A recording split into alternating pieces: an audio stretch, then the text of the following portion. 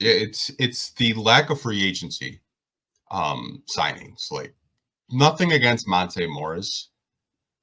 I liked him, but the whole medical thing was just weird. And then he's balling out in Minnesota. Happy for him. I The don't Joe even Harris, understand the Joe Harris shit. Like I never understood signing a guy that was coming off a very serious calf injury, and he was just a shell of himself. I don't get why you used 90% of your cap space to help the Brooklyn Nets, because they had no money to sign Cam Johnson. That was a guy that they should have targeted, in my opinion. It would have made Cade's life a hell of a lot easier to have a small forward that can shoot close to 40% from three and is a pretty good defender. Yeah. But, I mean, I think if you just look at free agency as a whole for this team and this front office, it's been a complete failure. Like, they show up on draft night and then that's it. Like, that's it. That's all they do is they draft a shiny new toy, get fans excited, and then, free agency comes and it's quiet. It's crickets around here. Yeah, I've been a guy. I've taken a lot of flack on my show for at times defending Troy. I've let that narrative go, but mid-season, and I don't know, you may have saw the tweet I put out there of like when they announced Monte as a coach, and they asked like, "Hey, does this mean you guys gonna make the playoffs?" And Troy didn't want to answer the question. He like looked pissed off and tried deflecting that one to Tom Gores, and Tom Gores is like literally gave you a ball his life type answer. He just gave you a whole bunch of mumbo jumbo, and yeah, man, it was pitiful. Nothing's in sync over there. No, you could just give a yes or no answer. Troy didn't want to do that, but I mean, he also said he wanted to play 82 meaningful games, go down to the wire. These have not been meaningful games. Yeah, exactly. And that's when I like the deadline, bro. That's when I lost all ability to defend him, just because we essentially traded for Marvin Bagley for literally nothing at the end of it. Nothing. Yeah. Zilch. Am I wrong in that? Didn't we release every other piece of that?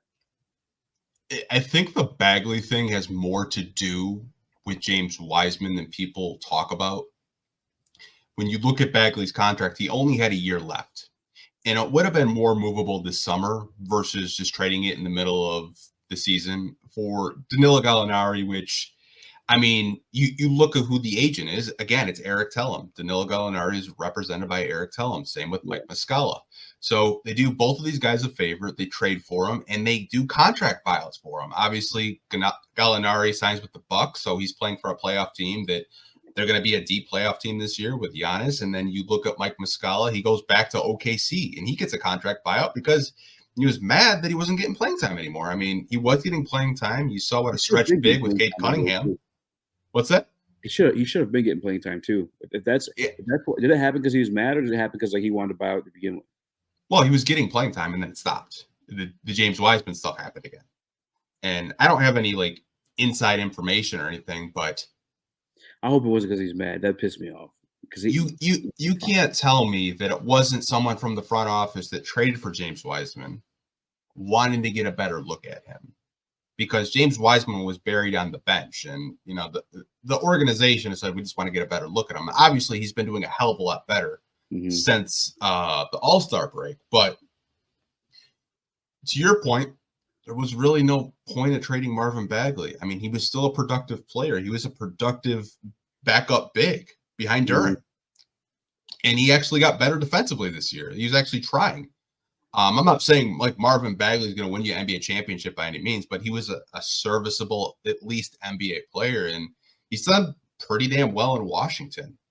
So I'm happy for him, but just that trade in particular didn't really make a whole lot of sense. But this organization is so in love with cap flexibility. Like they'll have up to $61 million to spend on free agents or trades this summer, but I don't trust them to not make a bad trade.